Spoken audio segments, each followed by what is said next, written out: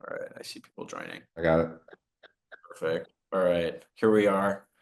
Couple minutes of technical issues, but now we're here. Cool. People are definitely trickling in.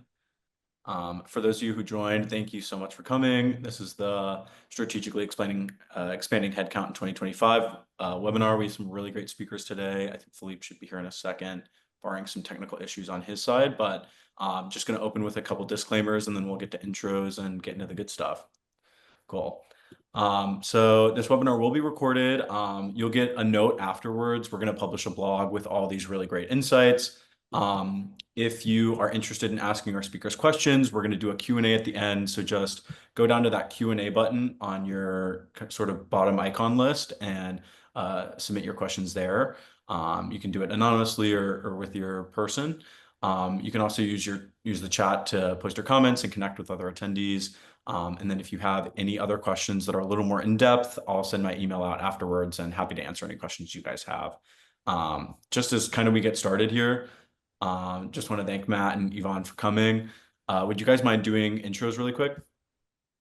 Yeah, great to be here. Thank you, Keenan. My name is Yvonne. I'm with A16Z in the operating partner role. I joined the firm earlier this year after 12 years at two startups where I was a finance leader, and both companies I joined them pretty early on when they were small and everybody's names, all the way to when they scale into hundreds of employees in multiple countries around the world. So it's been a fun journey. Excited to share with you some of the best and worst practices that I have seen and some of the mistakes made. Awesome.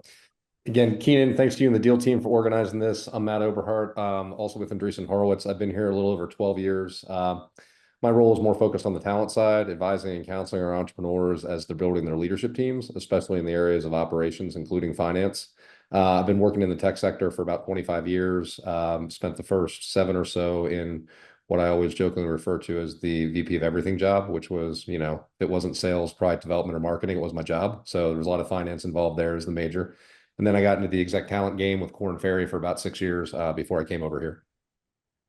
I love it. Okay, perfect. Here's Philippe, just as we do the intros. Philippe, thanks so much for joining. Would you mind just introducing yourself a little bit for the people who don't know you so well? Yeah, for sure. So nice to meet you, and nice to meet you all. Thank you for having me.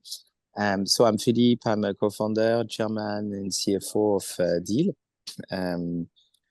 Computer science, PhD with degrees in law and finance. My first company was 23. Took it public, did 60 acquisitions so far. Was doing ERP payroll in all Europe. I retired from operation in 2012, invested with the family office in a few hundred companies and back to business. That's 5 years with you guys, Andreessen Horowitz and Deel and Alex Shaw as a co-founder. I love it. Cool. Well, thank you guys so much for joining today. We're just going to set the scene a little bit here with more of like a macro question. Yvonne, I'll throw it to you first. What macroeconomic trends are you kind of seeing define the hiring strategies that happened in 2024, and how are you seeing those change in 2025? Yeah, I think there's three that come top of mind for me. Is one, there's definitely push return to the office from majority of the companies. And I think we're over the COVID hump, and a lot of founders and CEOs are realizing that there's a lot of efficiency to be gained. So we're seeing it differently. Some companies, as you see in the news, are doing it 5 days a week. Others doing less so, but there's certainly a push to get back to the office and work more collaboratively together in person. That's definitely impacting the way hiring is happening and the way just dynamics are working. Of course, the other one is the immigration. A lot happening in that world with wars, with changing in governments, and not just in the United States, but all over the world. So there's a lot of movement. I don't think we've seen a movement like that in a long time. And that's also, of course, the result of COVID as well. Is what happened during COVID is what we all learn is that you can find talent all over the world. You can't do startups all over the world. As a firm, for example, we are actively investing outside the United States. Some of our best companies right now are outside of the United States. And so And the third one is still a large overhang over everything. All of that is the economy and what's happening globally, what's happening in the US markets, still a lot of volatility.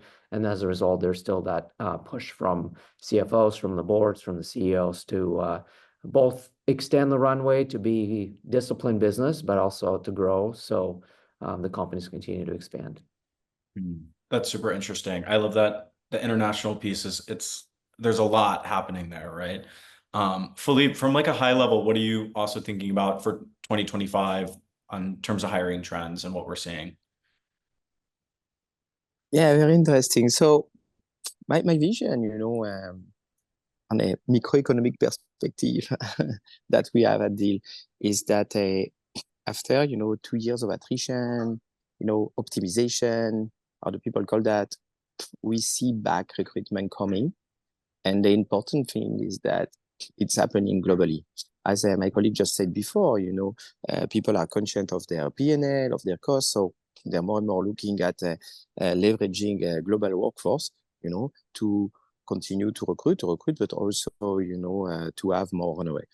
What happened also, and you see it coming on the fact that clearly we will have more IPOs coming in 25, 26, is that after 1.5 years where all the market, when they say, no, guys, you need to be profitable first. So now things come back and say, no, top line is back. So top line is back, especially in the tech industry, right? Means that, hey, you need workforce for that. So I completely agree with what's been said before, and we see that at Deel, we have extended our capability to help companies with immigration in 35 countries today and continue to increase it, helping people to move from Russia, Ukraine to Dubai, to this, to that. We did that as well. But in general, we see this tendency, of the companies moving, the people moving around. But the good news is that top line is back. And so we see more recruitment coming in after this period of austerity where we've been. So that's what we see from Deel. Yeah, that's really interesting. Matt, I'm interested to hear kind of your thoughts on this too, as someone who's like coaching executive, you know what I mean, like searches and all this stuff from the hiring angle as well. What are you kind of thinking? Yeah, I mean, look, the points that both Yvonne and Philippe made are, excuse me, are very accurate. It's a very tough macro environment still right now. It's very hard to forecast. So, you have a lot of uncertainty as you're trying to put those hiring plans together because of that macro level uncertainty. And I think as a result of that, you have a lot of companies continue to be very mindful of their burn rate and continue to try to find creative ways to solve their staffing needs. And having a much sharper pencil right now around, do we need a full-time hire here yet, or can we do things on a fractional or part-time basis with a role? And also, look, the tension continues between growth and profitability. I mean, we had about a 15-year stretch almost there where it was growth at any cost, because capital was very accessible. Capital was also relatively cheap. Well, now we've had a reset on that back to a more normalized rate environment for sure. And therefore, there's a much greater emphasis on, profitable growth. And I think, similarly as a result of that, you're going to be much more circumspect in terms of how you think about putting your hiring plans together. To the point that Yvonne made around return to the office, it's definitely, laws of physics, every action has an equal and opposite reaction. And we swung so far, to the remote side of things that, you did expect things to swing back a little bit. I think what's very interesting about that is there are regional variations to that, and you sort of look at, the East Coast of the United States, for example, New York, Boston, Philly, places like that were already very in-office cultures before COVID happened. There's been a very strong push there to try to bring people back, given the heritage of those geographies in banking and consumer and retail. Arguably the West Coast, especially the Bay Area, was hybrid to a degree even before COVID. So, there are, I think still a lot more companies in the Bay Area, for example, that, are still, more hybrid or fully remote, depending on when they started operations. But we do also see a lot of differences right now by function. There's a lot more pressure, especially on the finance function. And I would say the other G&A functions to be back in the office more so than you would say maybe, like your go-to-market functions. That's really interesting. You mentioned, and Philippe kind of mentioned growth versus profitability as well. Yvonne, you work with so many CFOs personally in the portfolio. I'm curious to get your thoughts on what people are coaching right now. And maybe it's stage dependent, maybe it's vertical dependent, but what are you seeing in the growth versus profitability, the forever ongoing discourse? Yeah, that it feels like a little bit. I was just thinking in my head. Remember how we thought COVID was going to be over in 2 weeks, like 2 weeks to beat the COVID. It just feels the same way a little bit about on the profitability side. We got into the profitability mode very quickly when the market started to tank. The markets have done significantly better now. We're still talking plenty time about profitability. We had a number of roundtables with the CFOs recently where that topic came up, where I was like, how do we balance this? And do we invest $1 in growth, $1 in profitability? To Philippe's point, there's definitely pendulum swinging towards investing more dollars in profitability. We just see it as companies will be valued more higher at a growth, still in the growth stage than those companies are not growing at all, but maybe profitable.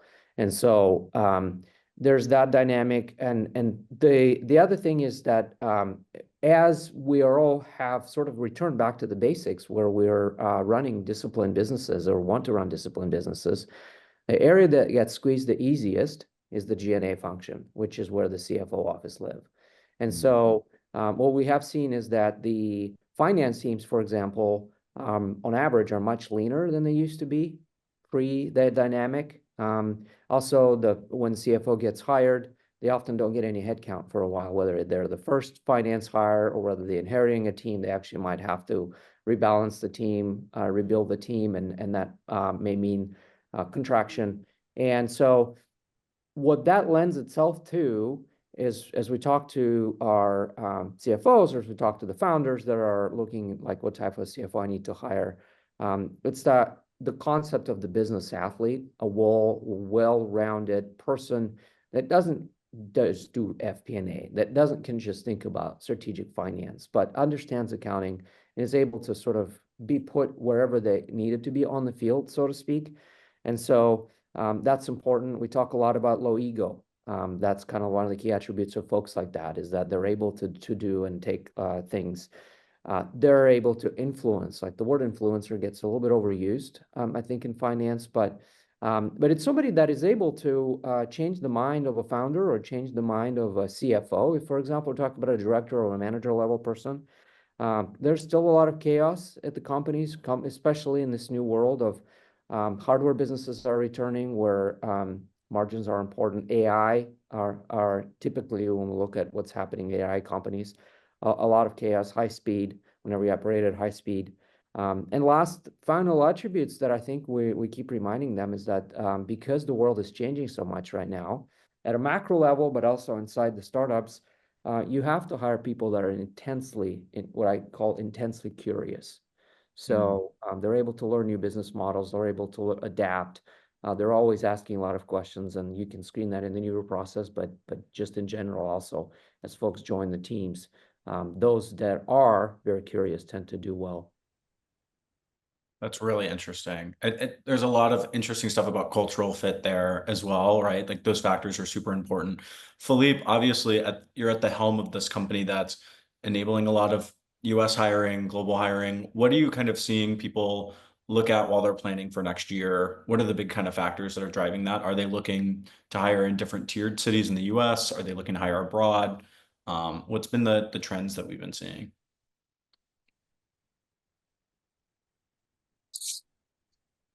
On the trends, I think that what we see more and more is, as I said before, it's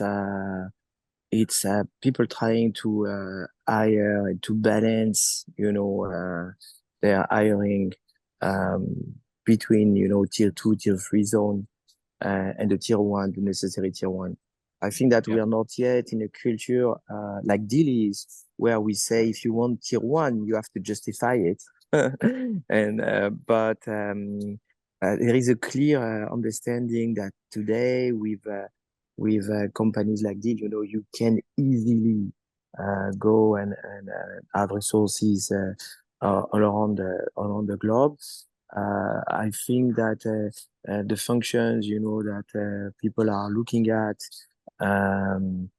is for sure, to try to have G&A, but not on the finance side, more on the operational side, to be located in different zone. It was already true for support before, but we see that on operation, onboarding, and having, a dual approach on operation, a two-tier approach instead of the one-tier approach, and keeping for tier one only the expert is what we see more and more people thinking about having a two-tier approach, notably in their operations, which is new. We knew that for support, we knew that for SDRs, but coming on operation is relatively new.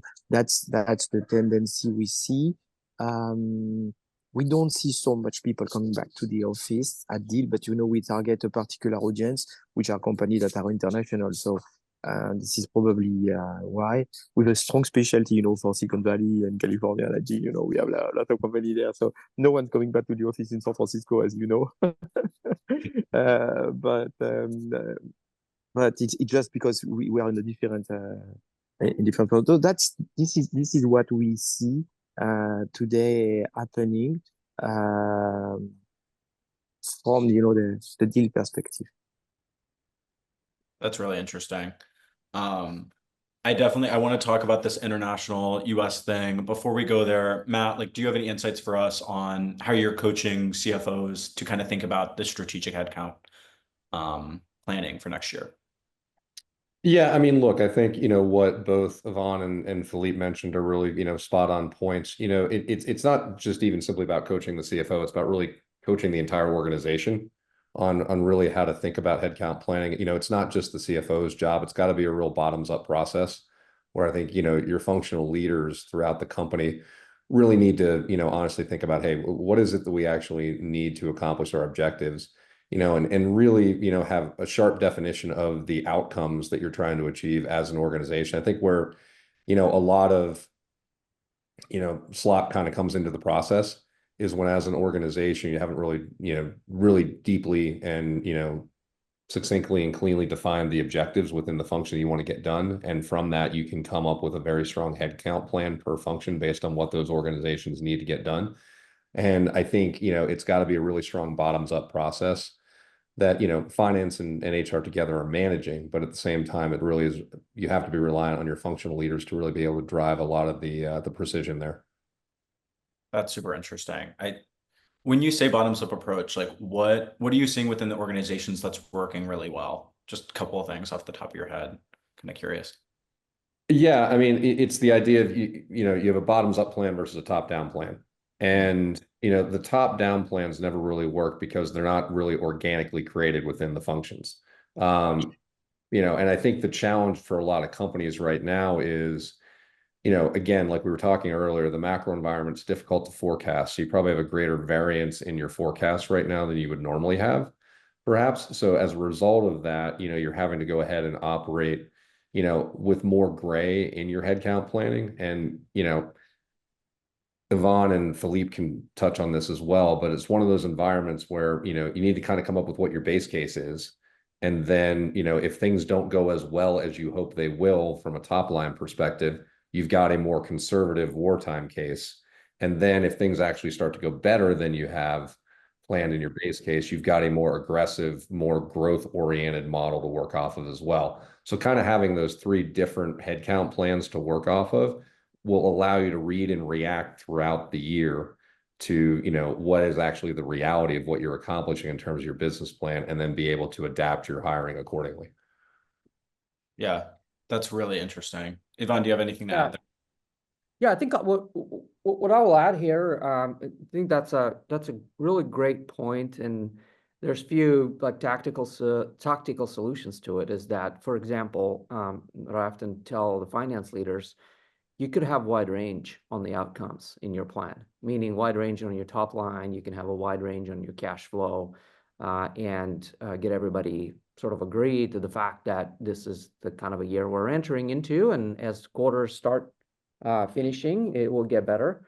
When you do that and you have a wide range, you can actually tie the headcount to reaching certain milestones. I like to tie them to revenue. So because top line, sort of the famous Reed Hastings saying revenue fixes all problems. So if you have more revenue than you can have a head count. Or if the plan is very aggressive and you don't have 50%, or if your confidence in that plan is 50% or less, but you do feel like you need to set that goal as a business.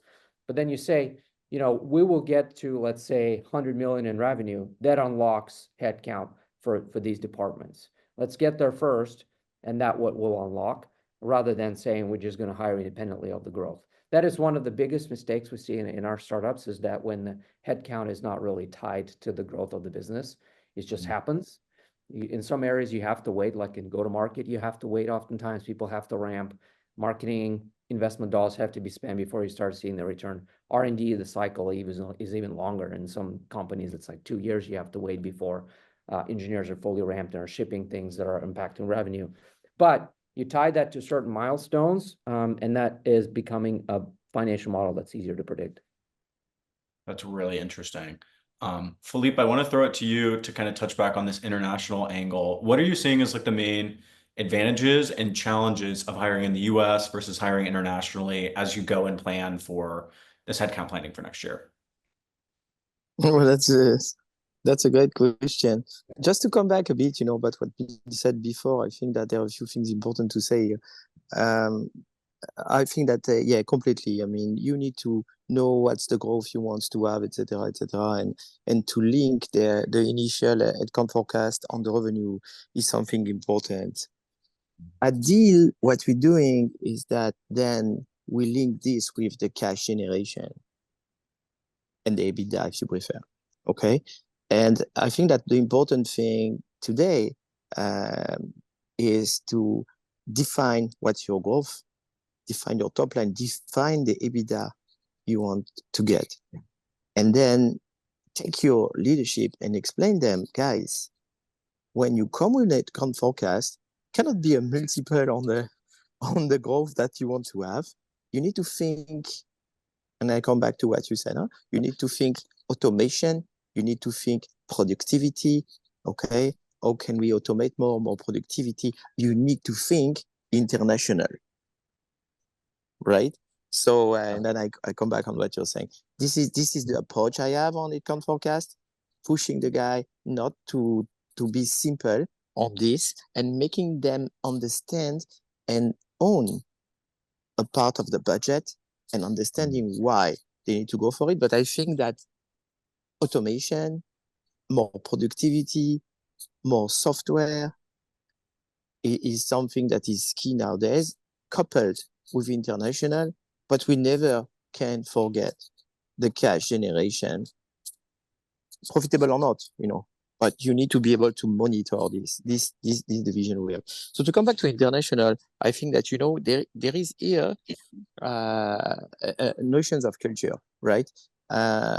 We spoke about remote, not remote. International is basically remote. Even if you give them an office, they're far from the core, right? So it's true that you will get the best talent at the best price. It's not only price, it's also the best talent probably that you're going to find because you suddenly open the world, right? But you have this remote culture to handle. You have this knowledge to transmit that cannot be transmitted, you know, in the corner of a desk or at the coffee machine. So if you want to go international, you need to think about, hey, when I onboard people, when people look for information, because there is no proximity, okay, how do I handle my knowledge? And I think that there is a certain number of domains, you know, where you effectively need to be stronger, even if you're a startup, if you want to go international, because the challenge is not to miss the onboarding. You can have great talent if you don't onboard them, if you don't help them, if they don't find the knowledge, if they don't find the culture, it is not going to work. So a tip, for example, is you want to start to use, you know, this product Notion, for example, start to use it, put everything there. Everything must be there. Access to the culture of the company and to the knowledge of the company should be extremely easy. It can come also with AI, right? I think that AI is fantastic. If you can have an internal tool like we have at Deel with AI, with your salespeople, and anyone can ask questions and receive answers, with accuracy 80, 85, 90%. This is a fantastic tool for that. There is a lot of tool you can use, but yes, the challenge is that remote is remote. The guy is not there. It's not about is the guy working or doing this hour or doing this stuff. You see rapidly when someone is working or not if you have a cool organization. And then you need to monitor, the kind of mental health of the guy. You need to see if he's okay. But again, you can monitor that through the tool usage. Is the guy communicating enough, not enough, too much? So it's about tools, it's about monitoring, and it's about culture and knowledge management. These are, where you can fail using global resources. That's really interesting. I mean, you mentioned a ton of really good stuff there: automation, AI, the global resourcing. Yvonne, like, how are you thinking about that? How are you seeing companies kind of adopt those tools? A lot of people are going back to office. On the flip side, like these companies that are building remote first, what are you seeing there? The hybrid companies, all of that. Yeah, I think it's actually pretty similar. Even those companies that return to the office still have other offices or have employees that have not moved and but were retained, and so that's still happening a lot. And like I mentioned, not everybody's 5 days in person, so so there's that. I think like Philippe's point, you have to have a certain set of tools that if you do decide to go international, you're like, where do we need to up level? Because there are people that work remote. There's always a sense of isolation, especially if there's an office or if there's a main area where more of the company concentrated. So you always have to think like, how do we include them? Make sure that they're part of the picture. Tools are getting better with this, of course, knowledge based. And the other thing is like, you have to think about what we're also seeing and often advising the companies, if you are remote, if you are very international, you should still think about how do you get company together at least once a year, maybe even more often in certain cases. And because what you will find, and I've seen this, for example, my last company at Webflow, we had a pretty good pocket of our engineers in Finland. And they were all kind of living close together, so they felt like they had a really good camaraderie among them. And it's dark for a long time in Finland during the winter, and so they would just get together and code, and they're brilliant. And we keep hiring there, and they sort of formed their own little branch. We didn't have an office space for them, but they found a way to work together. But we still wanted to make sure that they came over and that they spent plenty of time with the rest of the engineering team.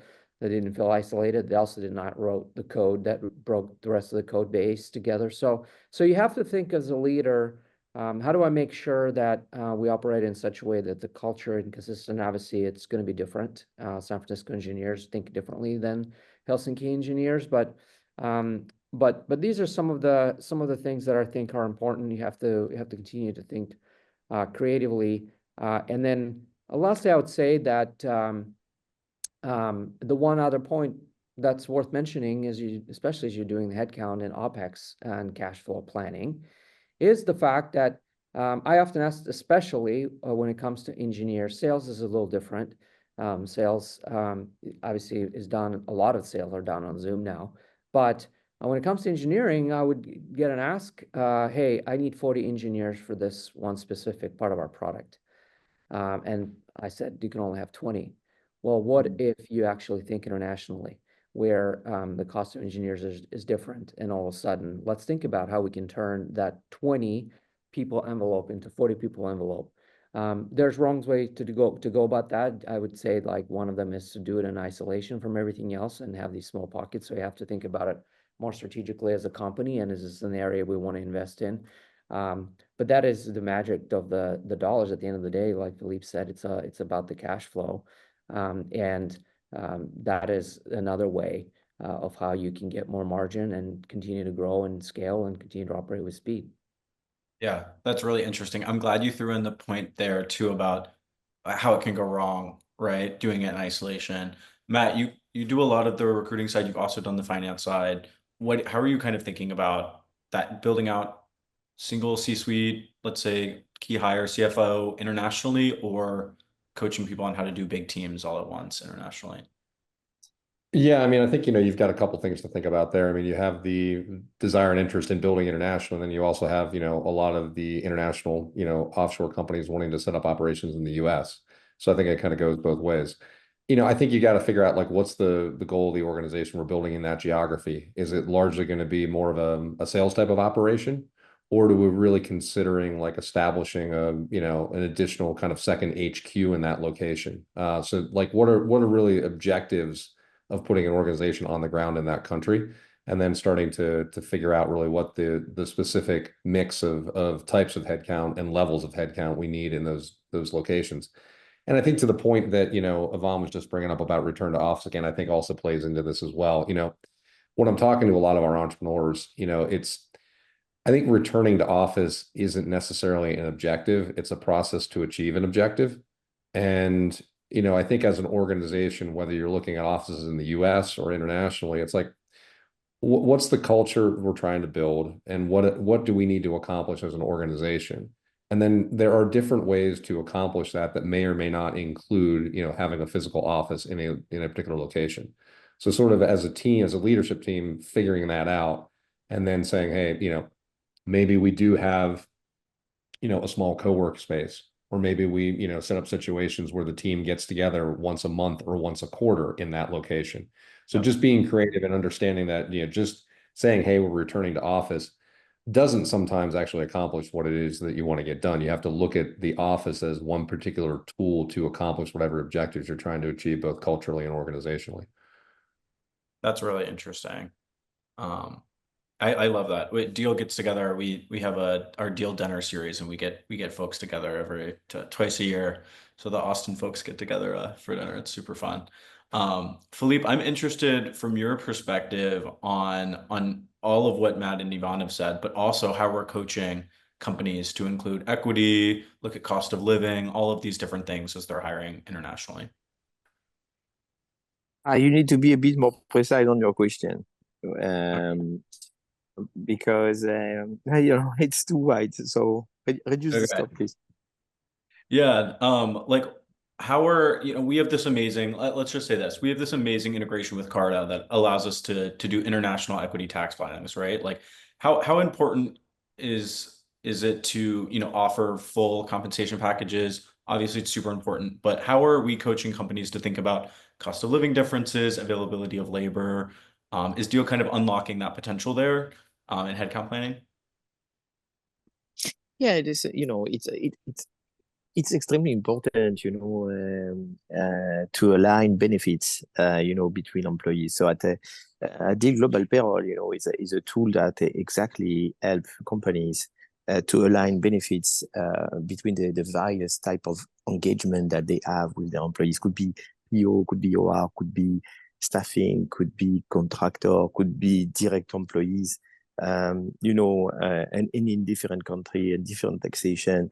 So on the D platform, using the global payroll system that is embedded with HRIS, customers, have the opportunity to envision, hey, how can I have, a fair global compensation strategy that align the benefits between the different typology of employees, the different geography. So we come, to our customers when they are questioning us, and propose them different strategies, to also optimize the taxation coming from the employees. It's a part of the alignment of benefits come with considering how much people are going to pay tax, in their own country. So it can be, in equity, we have different kind of product we offer to customers. They can for sure give stock option. They can for sure give RSUs. They can also do, phantom or shadow stocks, meaning that we mimic on cash, the fact that they will receive stock option or tokens, or depending on on who they are, right?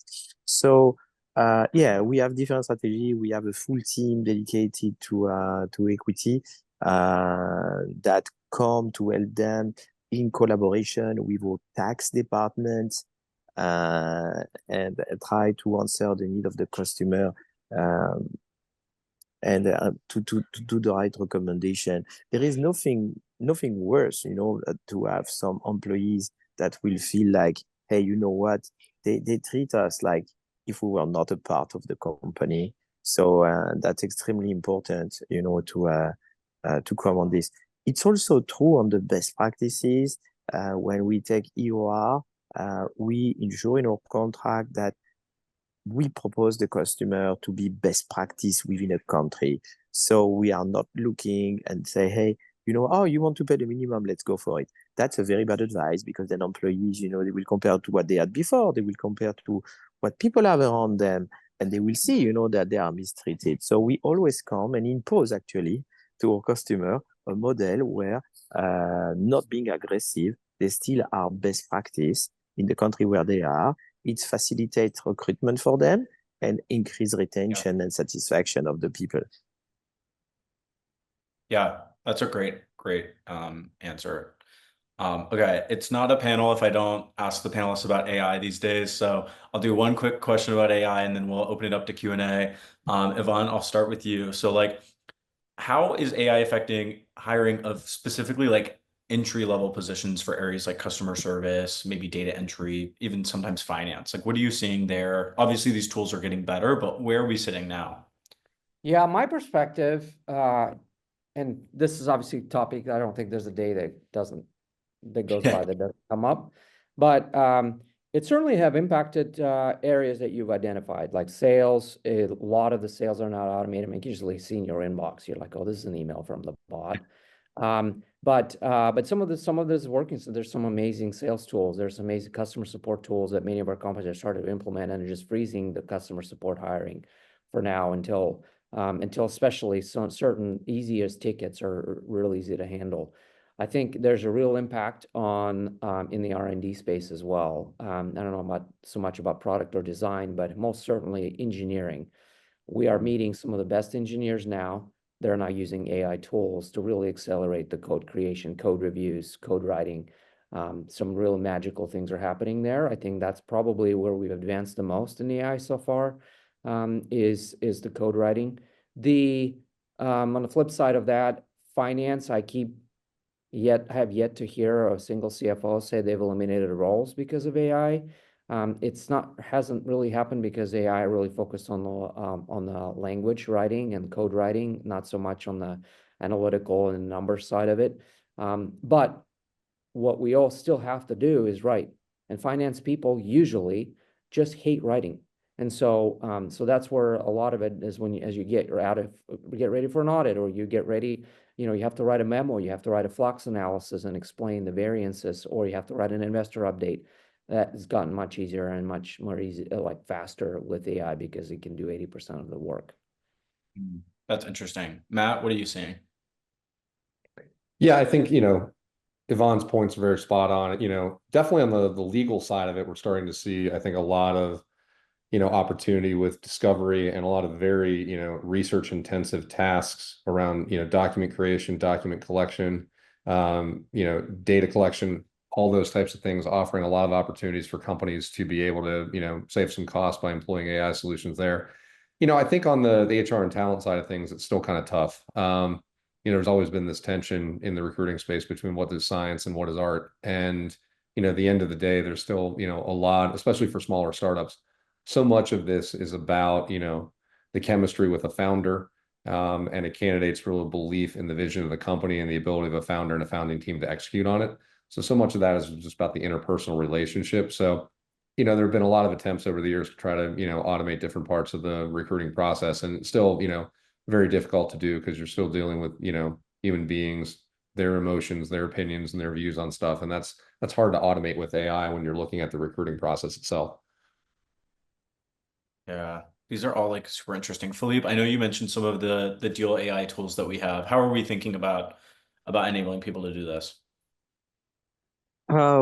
Wow, AI at Deel is a big deal. Yeah. We using AI everywhere. It's and we are going to continue to accelerate. As Ben said, we use AI at support, and the result is crazy. We almost didn't increase our support team, and we divide by two the number of tickets per guy. So that's fantastic. We're using AI on recruitment. We receive millions of candidates. We need to understand, are they is it good, not good? But we have the volumes, right? Because of the volume, it's helping us a lot. And we are increasing the usage of AI on recruitment actually. Just to think about resume or the conversation or planning the follow-up, understanding who are the candidates. So this is why we're so accelerating there, because for us, it's pretty critical as well, recruiting close to 100 people per month, so and receiving so many opportunities of by candidates. We use AI that finance, obviously on reconciliation, obviously on FX, um, for optimization. There is a certain number of tasks, at finance that because of the volume on the fintech, we've been able to use. We are now going to deploy on KYC, AI tools to accelerate the automation and the vision. And this Deel AI that is covering the whole knowledge of the company, integrated with ChatGPT, etc., etc. So I think AI is definitely something we can use almost everywhere, depending on your size, depending on what you're doing, and in the different departments. The tech is that today the tools on AIs are already ultra available, very good performance. I fully with Ivan on the fact that on code generation there is great things already, there is great things to come, and that's very, very, very interesting. I think that for people that have volume, error detection, fraud detection is something that is super important. Think, about payroll. We are doing payroll for millions of people, and just, to try and detect, that the fact that, oh, the payroll this month or for this guy on this configuration, why is it like this or like that, can avoid, tough problems, because on payroll, you need to be 100%. You don't have a choice. You don't have, there is no place to make mistake there. So yeah, absolutely. AI, lot of tools already, lot to come. Very, very Yeah. important investment. AI everywhere in Deal. I love it. Okay, let's open it up to the Q&A. We got a couple really good ones here. Matt, I want to start this one with you. Yvonne kind of alluded to there's a bunch of companies returning to office. You obviously work with a lot of different, personnel teams, bottom up, top down, all this stuff. Yash says, I have a 30-person fully remote team spread out all over India. I want to bring everyone to an in-office setup. Are there any strategies on how to do this in a way that minimizes attrition or makes the transition smooth? Like, how are you seeing companies kind of do this return to office push?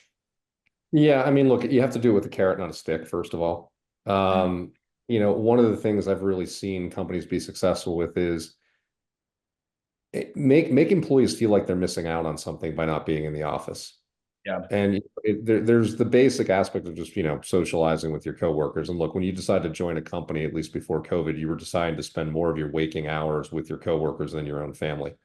So, I do think there is a lot of, incentive structure that can be put in place to really establish, why people should come to the office. Like I said, they should feel like they're either number one, not able to do their job as effectively, especially for younger folks where there's a lot of training and development and mentorship that can only really happen in an in-person environment. I think for, number two, for more senior folks, there has to be an example that they set by coming to the office. But also, I think overall, there should be a feeling of, like I said, missing out if you're not coming to the office. And, how you choose to implement those things within, your own culture is going to be unique to you. But I think those are at least kind of some touch points to work off of.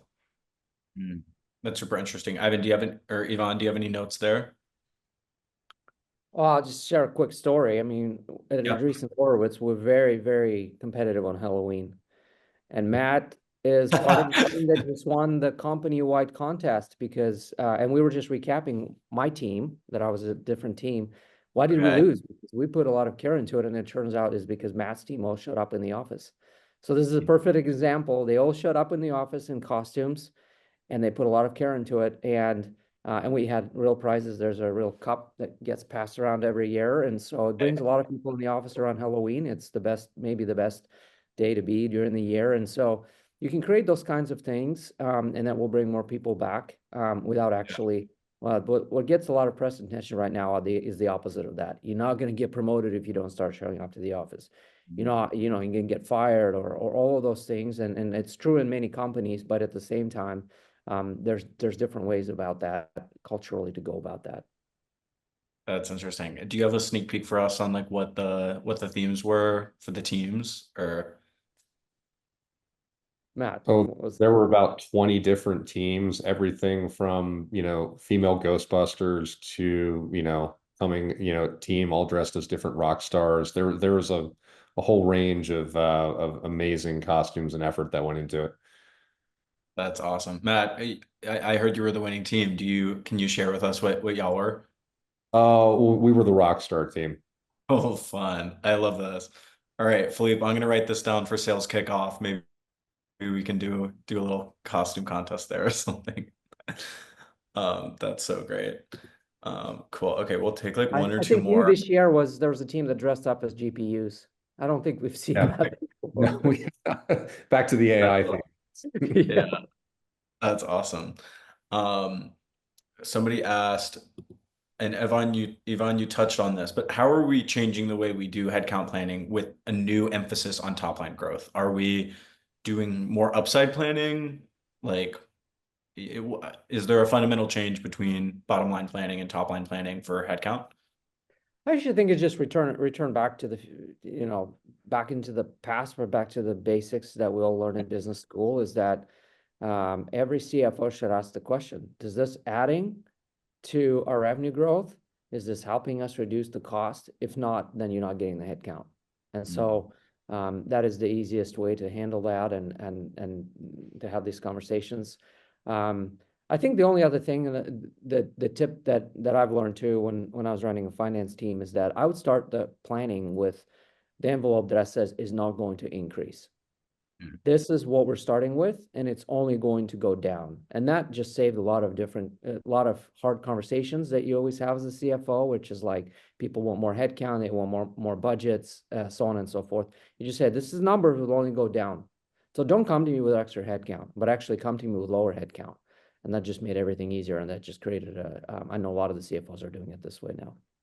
Wow, that's really interesting. Philippe, how are we thinking about kind of bouncing off that? How are we thinking about KPIs for headcount planning for Deel? Like, is bottom line revenue king, top line revenue, um, customer service times? Like, what are our main KPIs for looking at stuff like that?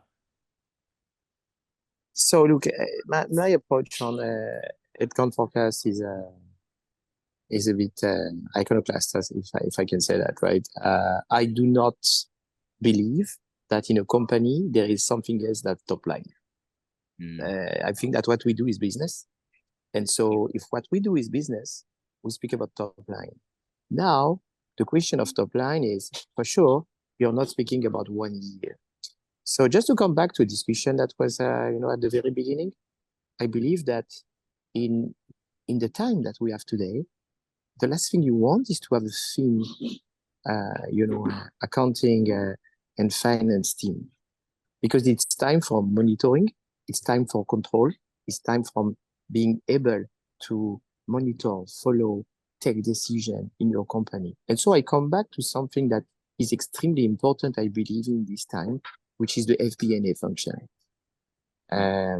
Today at Deel, and like I think every single company after B series should have, you need FP&A. You need to know where you put your effort. You need to know where you put your money.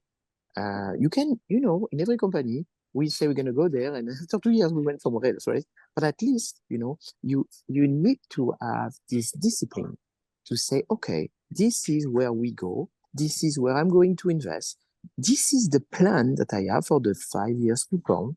This is the revenue I want to achieve. And you hear me, yeah? For the 5 years to come. And so it's a matter of top line. Because if I build a product, it's to sell it. I don't build a product. There is no bottom line. There is only top line. I want to be there. And then, because I'm speaking long term, it's not that what I say is not different than what Ivan would say, because he come back to the first year, to the next year. And I'm 100% with him on that, right? So I come and I say, okay, this is where I want to go. This is where I want to invest. And so I'm working on my top line. That's the first thing. But then when people come, with their plan, because this is what they want to do, that's for sure. Then I come back, hey, this is next year. So you come with these people, tell me why you want them. There is a funny question you can ask. Why do you want the people to come, all of them the 1st of January, kind of, okay? When do you need the guy really? You want this guy, why, when? How does it help me to, we're speaking about startups here. How does it help me for my growth of tomorrow?